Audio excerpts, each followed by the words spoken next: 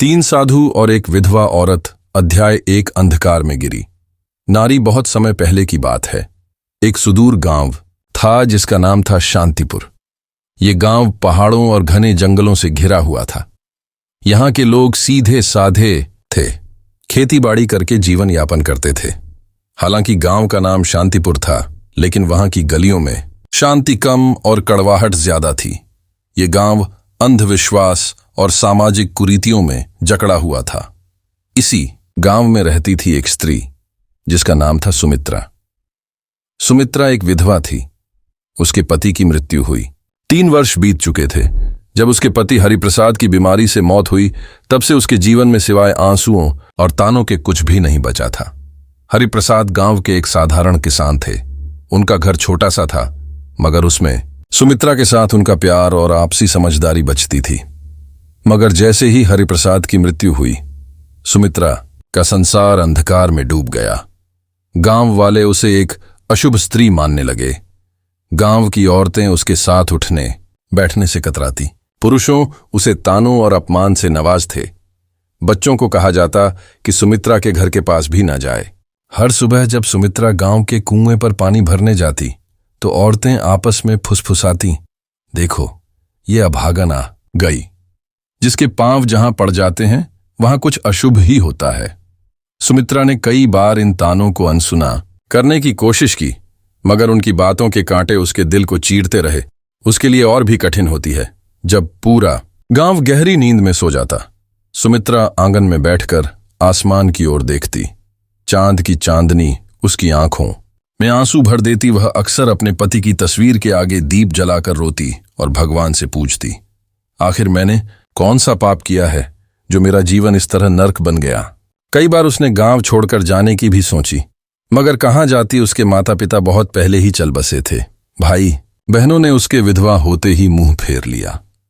एक दिन जब सुमित्रा अपनी टूटी फूटी झोपड़ी के बाहर बैठी थी, तभी उसने देखा कि गांव के बाहर वाले रास्ते पर 3 साधु चले आ रहे हैं। वे सफेद दाढ़ी वाले भगवा वस्त्र पहने हुए थे। उनके चेहरे पर तेज था, मगर आंखों में एक अजीब सा रहस्य झलक रहा था। गांव वालों ने उन साधुओं को देखते ही उनके चारों ओर घेरा बना लिया। सभी ने उनके पांव छुए और आशीर्वाद मांगा। गांव के मुखिया ने साधुओं से विनती की, महाराज कृपया हमारे गांव में कुछ दिन रुके, हमें आपका आशीर्वाद चाहिए। साधुओं ने गांव में रुकने के लिए हामी भर दी, लेकिन फिर उनकी नजर सुमित्रा पर पड़ी।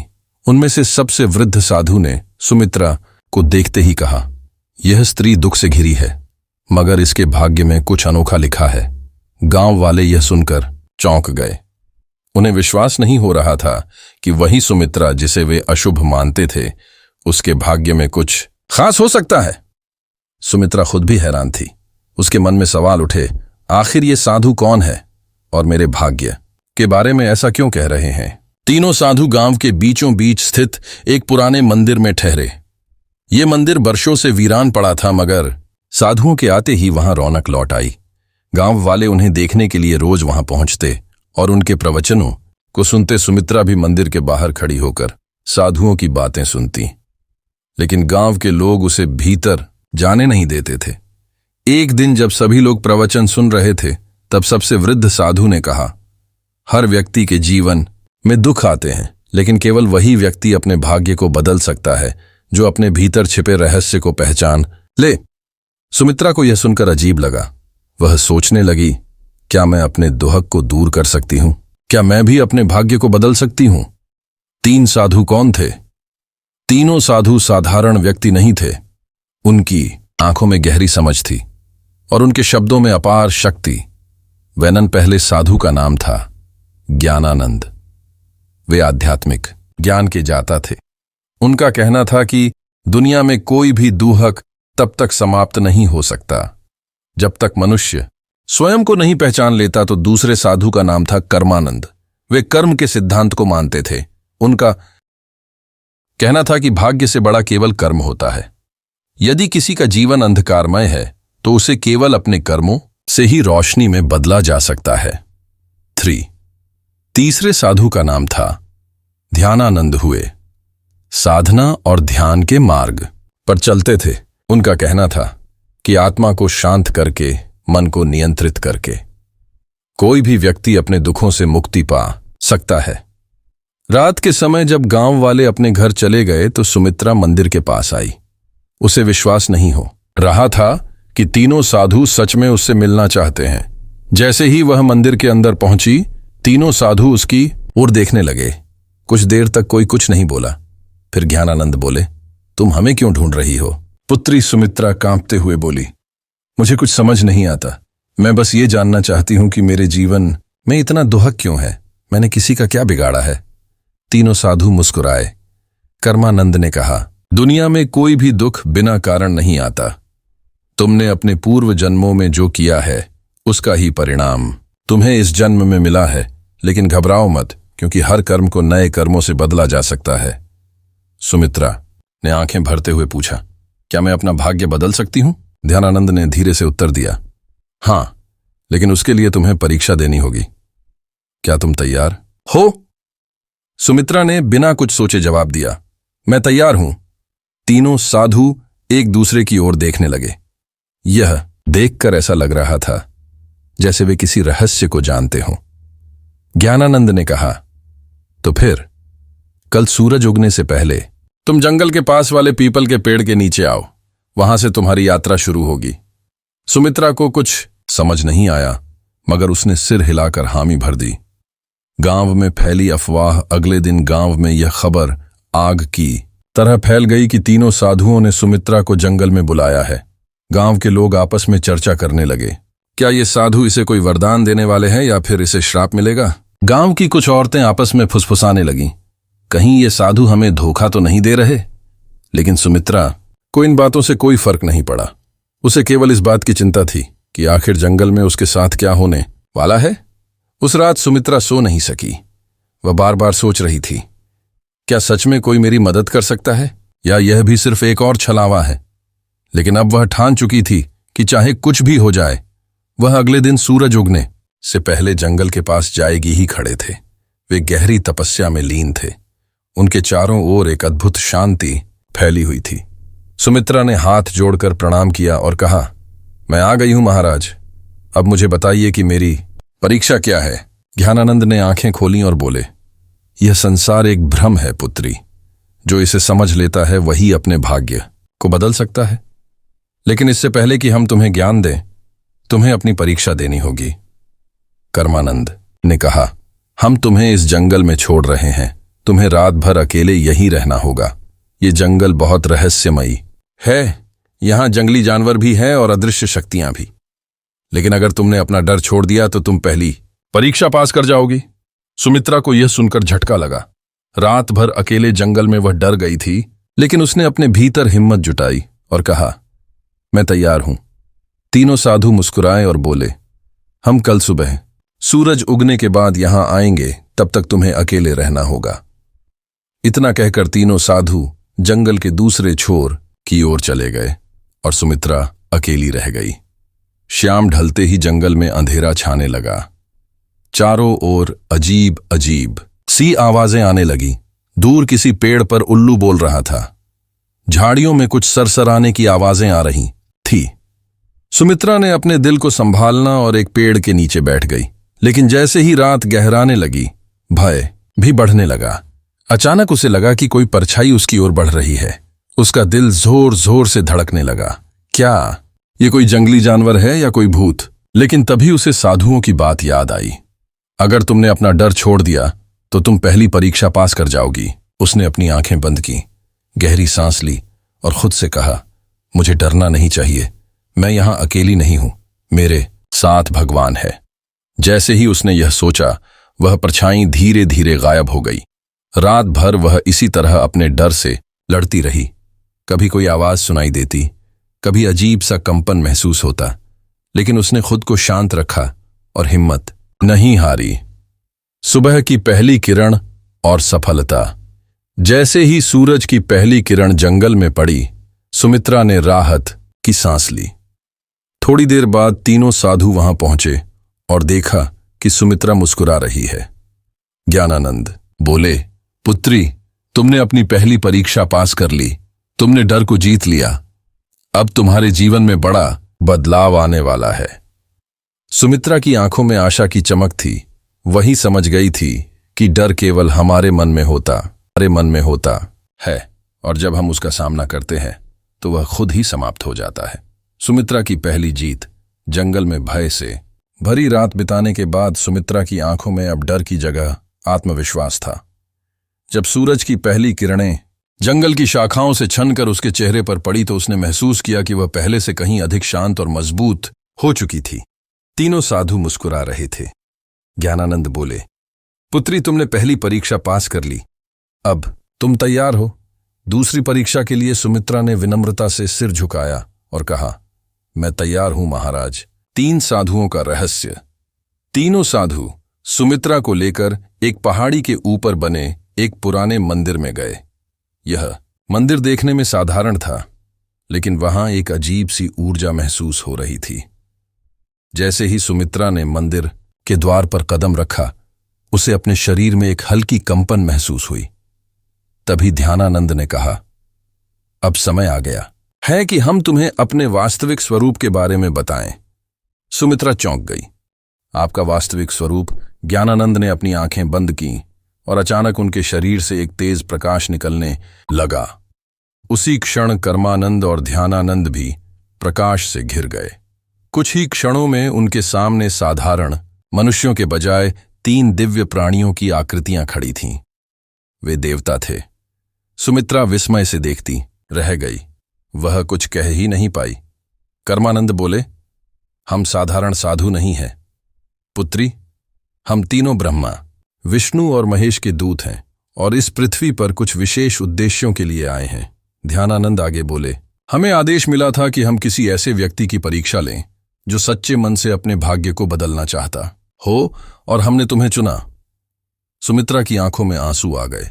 उसे अब समझ में आ रहा था कि ये साधु कोई आम संत नहीं थे। दूसरी परीक्षा, त्याग और समर्पण। ज्ञानानंद ने कहा, तुमने डर पर विजय पाली, लेकिन अब तुम्हें एक और परीक्षा देनी होगी, त्याग की परीक्षा। सुमित्रा ने पूछा, क्या त्याग करना होगा? कर्मानंद बोले, तुम्हें अपने सबसे प्रिय वस्तु का त्याग करना होगा, वही वस्तु जिससे तुम्हारा सबसे अधिक लगाव हो। सुमित्रा सोच में पड़ गई। उसके पास वैसे भी कुछ नहीं था, मगर फिर उसे अपने पति की तस्वीर याद आई। हरिप्रसाद की मृत्यु के बाद वही एक चीज थी जिससे वह खुद को जोड़ कर रखती थी। जब भी वह दुखी होती उस तस्वीर को देखती और अपने पति को याद करती। उसने धीरे से पूछा, क्या मुझे अपने पति की तस्वीर छोड़नी होगी? ध्यानानंद बोले, अगर वही तुम्हारी सबसे प्रिय वस्तु है तो हां, लेकिन याद रखो, सच्चा त्याग तभी होता है जब वह स्वेच्छा से किया जाए।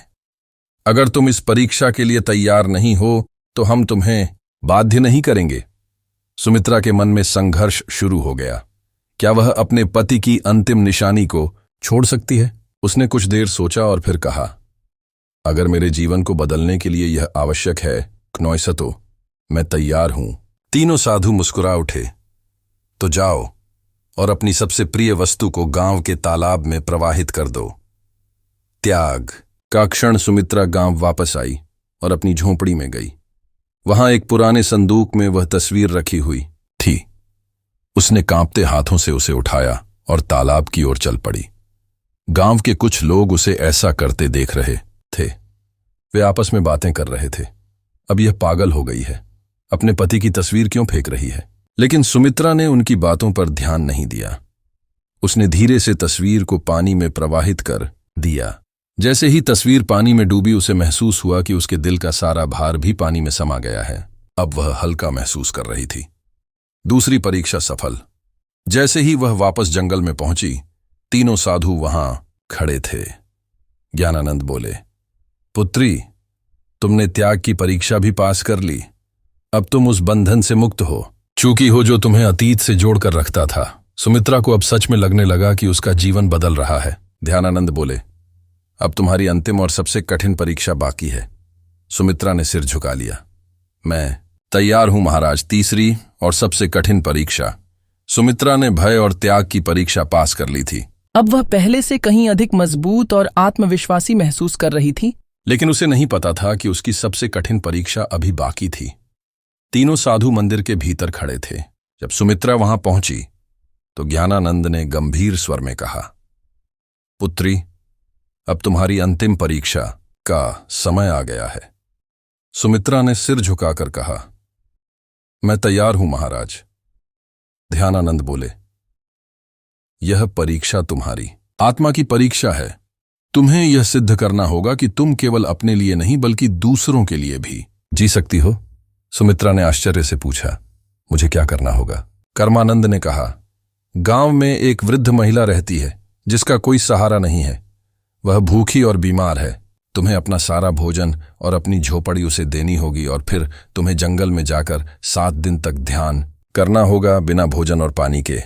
ये सुनकर सुमित्रा स्तब्ध रह गई।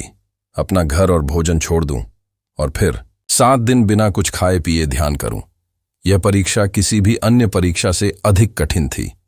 मन का संघर्ष। सुमित्रा की आंखों के सामने उसकी झोपड़ी का दृश्य आ गया।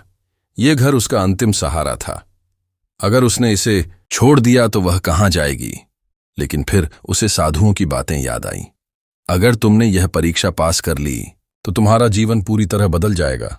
सुमित्रा ने अपने भीतर झांका और फैसला किया, ठीक है महाराज, मैं यह करने के लिए तैयार हूं। सब कुछ छोड़ना। सुमित्रा गांव लौटी और अपनी झोंपड़ी उस वृद्ध महिला को दे दी। उसने अपने बचे खुचे भोजन को भी उसे सौंप दिया। गांव के लोग यह देखकर हैरान थे, ये क्या कर रही है? अपना सब कुछ क्यों छोड़ रही है? लेकिन सुमित्रा ने किसी की बातों पर ध्यान नहीं दिया। वह सीधा जंगल की ओर बढ़ गई जहां उसे 7 दिन तक ध्यान करना था। 7 दिन का कठिन ध्यान। पहला दिन बीता और सुमित्रा को बहुत भूख लगी, लेकिन उसने अपनी चेतना को भटकने नहीं दिया। उसने अपनी आंखें बंद की और साधुओं के दिए हुए मंत्रों का जाप करने लगी। दूसरे दिन उसे प्यास ने सताना शुरू किया, लेकिन उसने पानी की इच्छा को भी त्याग दिया और ध्यान में लगी रही। तीसरे दिन उसके शरीर में कमजोरी आने लगी, लेकिन उसने हार नहीं मानी।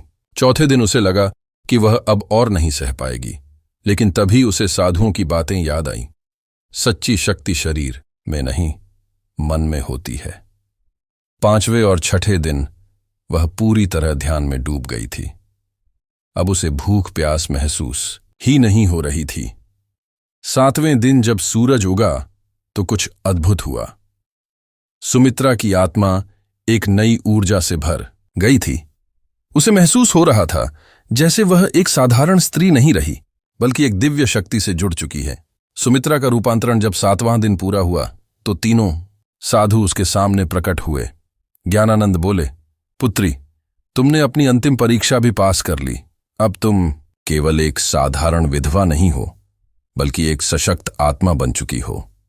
कर्मानंद बोले, तुम्हारे भीतर अब वह शक्ति आ गई है जिससे तुम न केवल अपना बल्कि दूसरों का भी भाग्य बदल सकती हो। ध्यानानंद ने अपने हाथ उठाए और कहा, तुम्हें आशीर्वाद देते हैं कि अब से तुम्हारी जिंदगी सुख, शांति और सम्मान से भरी होगी।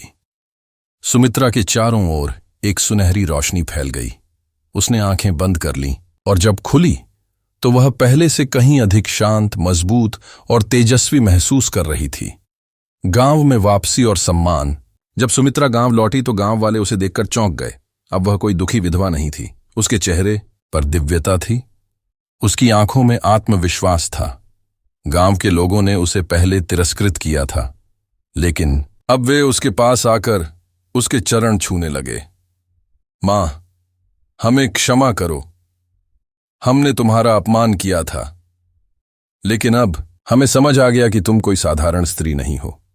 सुमित्रा मुस्कुराई और कहा, सच्ची शक्ति बाहर नहीं, हमारे भीतर होती है। जब हम अपने डर, अपने मुंह और अपने अहंकार को त्याग देते हैं, तभी हम असली शक्ति को प्राप्त कर सकते हैं। गांव वालों ने उसे गांव की सम्माननीय महिला घोषित कर दिया। अब वह पूरे गांव की मार्गदर्शक बन गई थी।